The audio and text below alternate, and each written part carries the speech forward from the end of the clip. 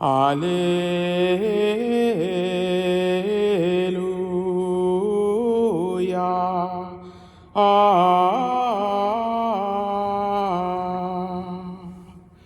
Alleluia.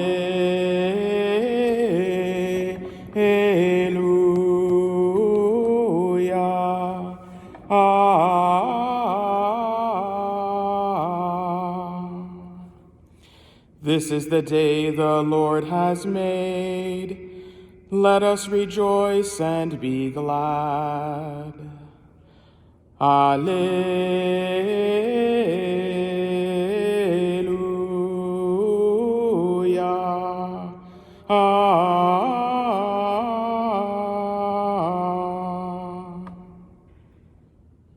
The Lord be with you. A reading from the Holy Gospel according to Luke. On the first day of the week, 2 of the disciples were going to a village called Emmaus, about 11 kilometers from Jerusalem, and talking with each other about all these things that had happened. While they were talking and discussing, Jesus himself came near and went with them, but their eyes were kept from recognizing him. And Jesus said to them, "What are you discussing with each other while you walk along?" They stood still, looking sad. Then one of them, whose name was Cleopas, answered him, "Are you the only stranger in Jerusalem who does not know the things that have taken place there in these days?" Jesus asked them, "What things?" They replied, "The things about Jesus of Nazareth, who was a prophet, mighty in deed and word before God and all the people, and how our chief priests and leaders handed him over to be condemned to death and crucified him. But we had hoped that he was the one to redeem Israel. Yes, and besides all this, it is now the 3rd day since these things took place. Moreover, some women of our group astounded us. They were at the tomb early this morning, and when they did not find his body there, they came back and told us that they had indeed seen a vision of angels who said that he was alive." Some of those who were with us went to the tomb and found it just as the women had said, but they did not see him.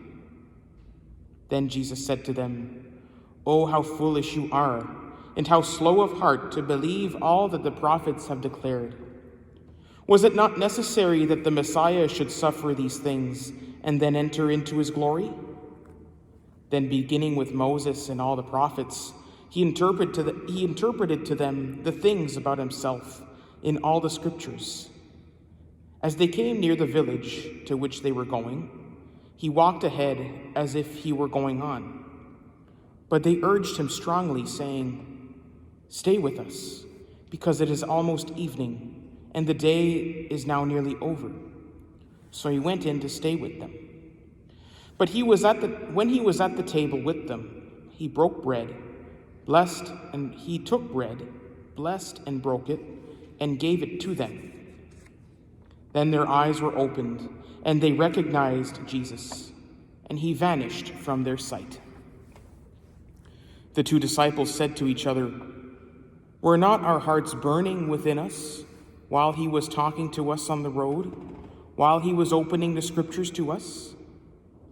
That same hour they got up and returned to Jerusalem, and they found the 11 and their companions gathered together. These were saying, "The Lord has risen indeed, and he has appeared to Simon." Then the 2 disciples told what had happened on the road, and how the Lord had been made known to them in the breaking of the bread. The Gospel of the Lord. Praise to you, Jesus Christ. Through the words of the gospel, may our sins be wiped away.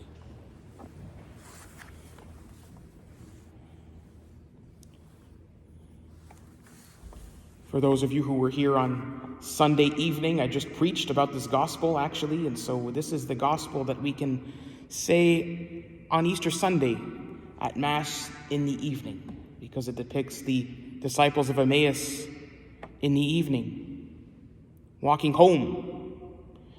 And we see Jesus walking along with them on their way back home. But their eyes were kept from recognizing him. And this actually is a very common theme in the resurrection accounts, that Jesus' followers, they don't recognize him at first. And the question is, why don't they recognize him at first? In yesterday's gospel, which is also one of the gospels we can use on Easter Sunday, was the gospel of John, where we heard Mary Magdalene at the tomb of Jesus, looking for him, thinking that he is still dead. She looks in the tomb and she sees two angels sitting there, who said to her, "Woman, why are you weeping?" Her answer, Mary Magdalene's answer, was, "They have taken away my Lord, and I do not know where they have laid him." Now, I don't know about you, but if I actually saw two angels inside of a tomb, I think I'd be taken aback a little bit. I'd be like, "Oh my gosh, there's angels here. Okay, that's weird." Maybe even stunned, But Mary Magdalene doesn't flinch. She has kind of a one-track mind. I'm looking for the body of Jesus, the dead body of Jesus. That's her mindset right now. Even when Jesus appears, she supposes him to be, the gardener. She doesn't recognize him. And so the common theme between Mary Magdalene and the disciples of Emmaus that we read today is that they are both focused not on the reality of the resurrection. They're not even focused on the possibility that this could happen or that this has happened. But they're focused on the reality of death. They're mourning. The disciples of Emmaus are on the way back home. Show's over. Let's figure out what to do with our lives now that this is all over with. We've kind of wasted our time these past couple of years following him. Let's go back home.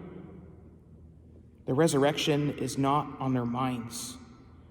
The realities of heaven are not on their minds. They're stuck in these realities of earth, in the darkness, in the death of Jesus. In Luke's gospel account of the women at the tomb, so right before this gospel, there's the account of Mary Magdalene and the other Mary going to the tomb. This is what the disciples were talking about. Some of the women said that they appeared to them. These angels say to these women, "Why do you look for the living among the dead? He is not here, he is risen." And so they were stuck in their ways of thinking and in their grief.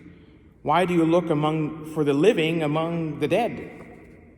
They could not grasp the possibility that Christ has risen from the dead, even though he had promised it so many times.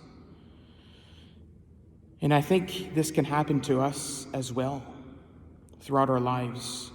On Easter Sunday, it's really easy for us to live this reality that Jesus is risen from the dead. The church is beautifully decorated, huge choir, very loud organ, huge crowds even in our balconies, like at the noon mass, for example, and at the 10 a.m. mass, huge crowds. But then reality sets in. We go back to work. We go back to our normal lives with its burdens of suffering and sadness.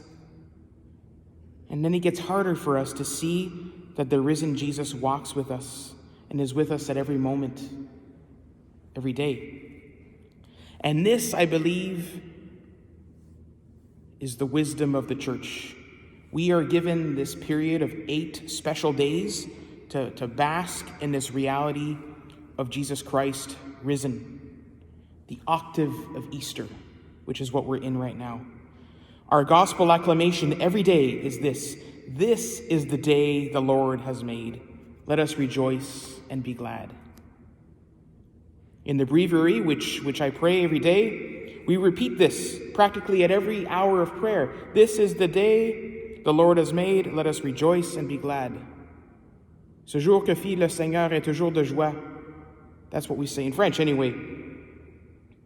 And so this is the day, not just last Sunday, but today, Wednesday, tomorrow, Friday, Saturday, and Sunday, next Sunday. And if that's not enough time, then we have the whole 50 days of the Easter season until Pentecost, where we will have the light of Christ with us here. And so today's gospel, the disciples were walking away from Jerusalem. And if you know a bit about geography, Jerusalem is a city that's built on a hill. And so the disciples at the beginning were walking down a hill. They were walking during the day, walking downhill. It's much easier to walk down a hill than it is to walk up a hill, right? But when they recognize him in the breaking of the bread, when they recognize that Jesus is risen, at that very hour they got up and they went back to Jerusalem. So now they got to go uphill and in the darkness. But they know that Jesus was with them, even during that dangerous and treacherous time. That's what recognizing the fact that Jesus is risen from the dead in our own lives can do. It gave them the courage. It can give us the courage.